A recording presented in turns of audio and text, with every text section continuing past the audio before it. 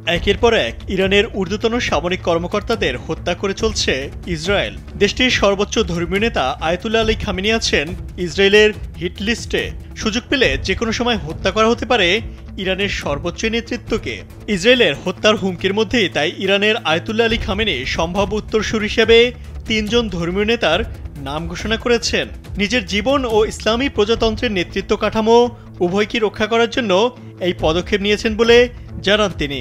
শনিবার the new York টাইমসের এক প্রতিবেদনের বরাত দিয়ে এ তথ্য জানিয়েছে তুরস্কের সংবাদ মাধ্যম আনাদুলু এজেন্সি। স্যান্ডেলিনা সো, রূপচর্চায় আভিজাত্য।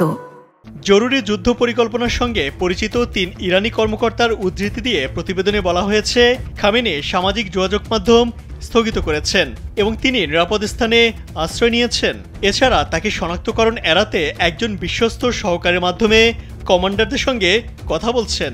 জানা গেছে, খামেনির ঘোষণা করা ৩ জন উত্তরসূরির মধ্যে তার ছেলে মুস্তফার নাম নেই।